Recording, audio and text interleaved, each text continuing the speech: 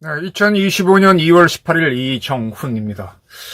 중국발 딥시크 위협이 본격화되고 있습니다. 벌써 중국이 개발한 저가형 보급형 AI 딥시크 다운받은 사람이 국내에서 120만 명, 업체도 있을 테니까 120만이 쓰고 있답니다. 그런데 이 딥시크 더 이상 다운받지 못하게 대한민국 정부가 조치를 취했습니다. 왜 그러냐?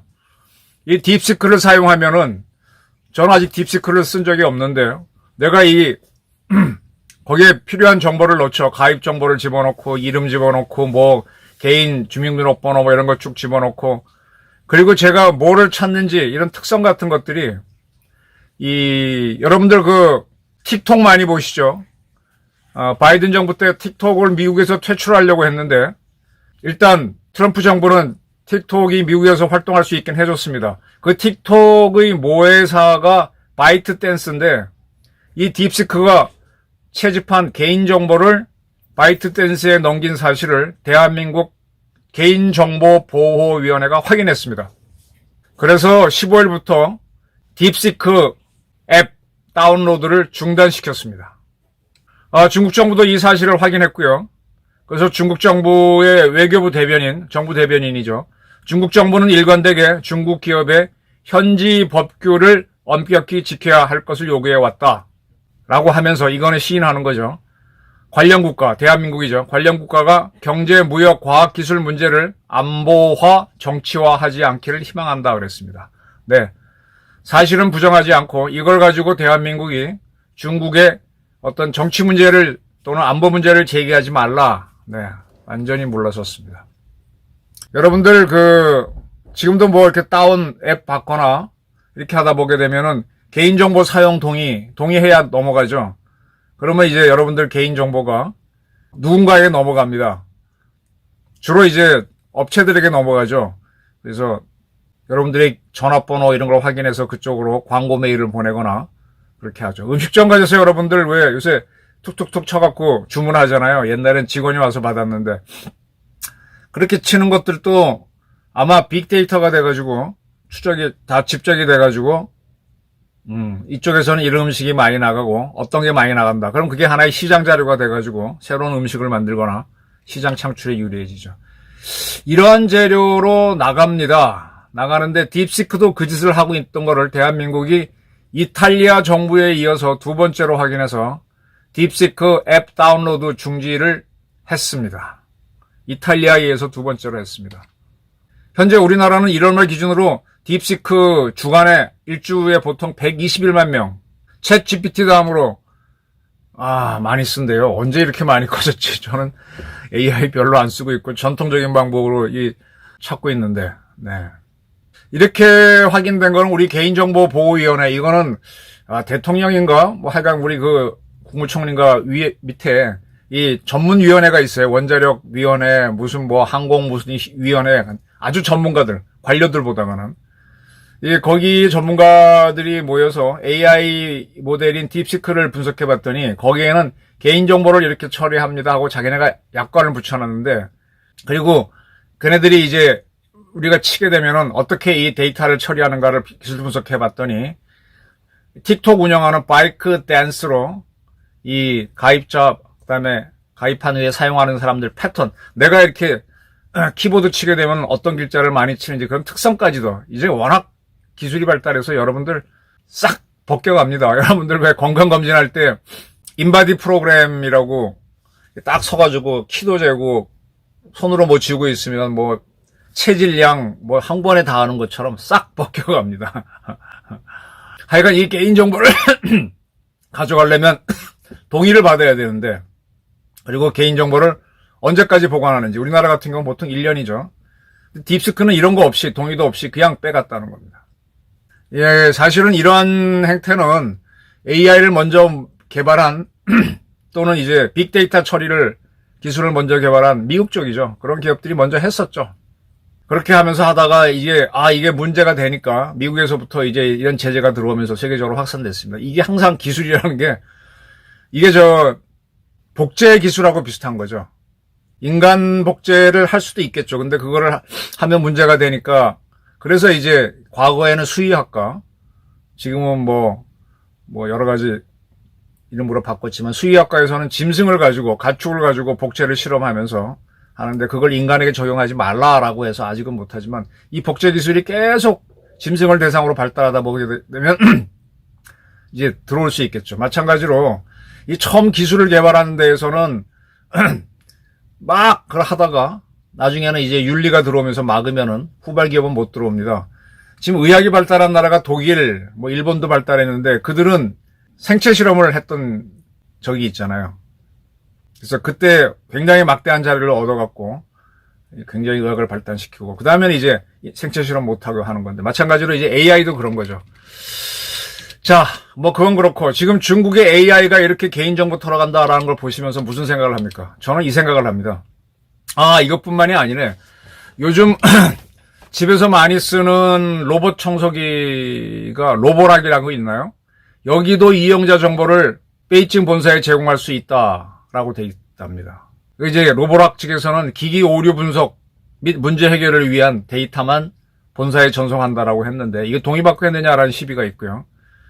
또 에코백스도 이 개인정보를 이용자 정보를 제공합니다. 무슨 뭐 하나 살라 그러면 다 개인정보 집어넣죠. 그래서 그러면 이제 다른 정보를 합쳐지면 어느 정도 재산을 가진 사람들이 로봇 청소기 사는지. 근데 이게 뭐 우리나라 업체에 간다 그러면 그래 한국 기업 잘해봐라 하고 줄 수도 있지만 중국 기업에 간다. 이게 돌고 돌아서 이북에 간다 그러면 어떻게 생각하십니까? 오늘 하고 싶은 얘기는 이겁니다. 북한이 선거관리위원회를 해킹한 거는 주지의 사실입니다. 이거는 국정원에서 발표를 했었고 공식 제가 이 방송에서 몇 번 다뤘죠. 선관위 도장까지도 그 파일을 절취할 수도 있었고 뭐 할 수도 있었고 다 있었다. 지금은 이제 그래서 지금 이제 부정선거 시비가 자꾸 나오는데 왜 선관위 서버를 못 열어볼까요?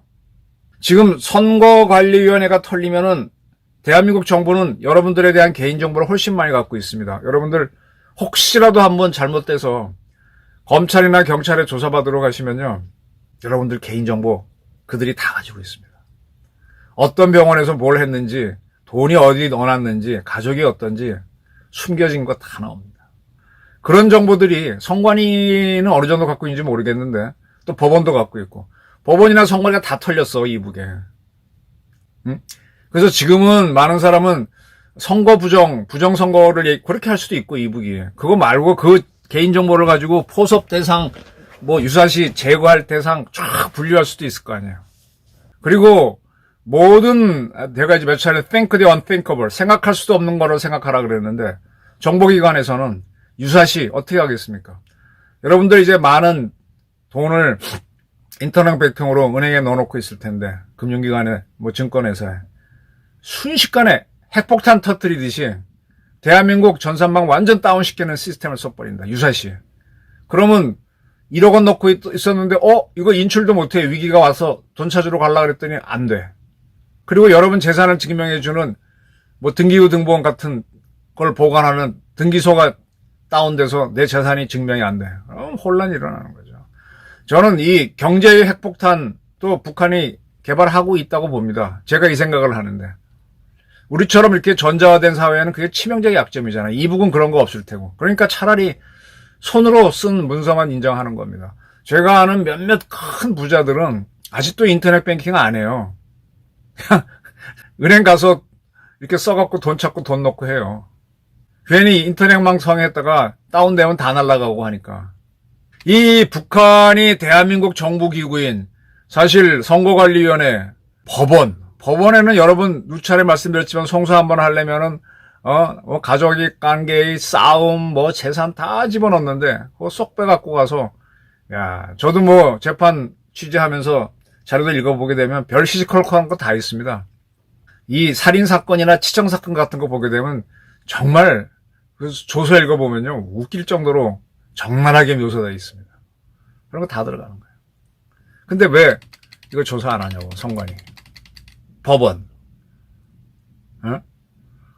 아니, 옛날에 농협하고 어디가 북한한테 뚫린 적이 있었죠. 그때는 뭐 사회적 지탄이 들어갔는데, 왜 선관위하고 법원은 사회적 지탄이 안 들어가고 다 면에 있고, 부정선거는 없었다는 그들의 주장만 믿어야 되냐고. 이북에는 미림대학 나온 애들, 우리 저 고려대학교 정보보호대학원인가요? 그것처럼, 정보보호학과처럼, 그것처럼 전문적으로 공부 잘하는 애를 뽑아가지고, 해커 전문가, IT 전문가를 키워갖고 해커를 하던, 걔네들이 이제, 여러분들 기억하시겠지만, 벌써 꽤 됐다. 김정은의 이종형, 김정남이가 말레이시아 쿠알라룸푸르 공항에서 살해됐죠. 독가스로. 그때 그 살해범들이 도주했던 데가 쿠알라룸푸르에 있는 북한인 뭐 근로자 합숙소였잖아요. 그게 뭡니까? 그렇게 키운 AI 또는 IT 전문가들을 해외에 보내서 해외에서 이쪽 사업을 하면서 돈도 벌고 그렇게 취업하는 거예요. 그런 애들이 지금 중국이나 제3국에 많이 나가서 하고 있고, 거기 해외 서버를 갖고 뭐 저처럼 이렇게 뭐 유튜브를 하거나 하는 친구들 마음에 안 들면 댓글 공격도 하고, 뭐 저도 해킹 대상이 되는지 모르지만 해킹도 하고 할 겁니다. 저도 이메일 좀 바꾸세요 하는 이메일을 무슨 뭐 정보 무슨 위원회로부터 받는데, 누군가가 내 걸 해킹했다는 뜻이니까 이렇게 알려주는 거겠죠. 딥시크는 막는데 중국보다 더 우리를 적대시하는 이북은 왜 가만히 두고 있는지 진짜 심각하게 따져야 됩니다. 이번에 백종욱 전 국정원 3차장이 윤석열 대통령 탄핵 심판의 증인으로 나와서 쭉 이 양반이 그 당시에 이제 선관위하고 그게 털렸다라는 걸 발표했었고, 국정원이 분명히 보도자료도 발표했습니다. 왜 덮냐 이거야. 조사를 하고 난 다음에 뭘 해야지. 선관위는 왜 봐주냐 이거예요. 지금 계몽령 때문에 대한민국 허점이 많이 드러났죠. 아주 중대한 허점. 네. 딥시크만 막지 말고 김숙희도 북한이 만든 거고, 그 다음에 라자루스도 북한이 만든 조직인데, 걔네들이 우리를 어떻게 조롱하고 있는지. 지금 북한이 우크라이나에 자기네 군대 보내서 뭐 어쩌고저쩌고 하는데 우리한테 신경도 안 쓰고 있는 것처럼 보이죠. 아마 유사시에는 이 전자전 공격으로 한 번에 다운시킬 수 있는 뭐가 있기 때문에 가만히 있을 겁니다. 거기에 대해서 우리 사이버 싸작사라든지 국정원 이런 데서 얼마나 대응하고 있는지 모르겠는데 대응해야 되죠. 네. 지금 북한의 선관위 통과는 반드시 짚고 넘어가야 됩니다. 감사합니다.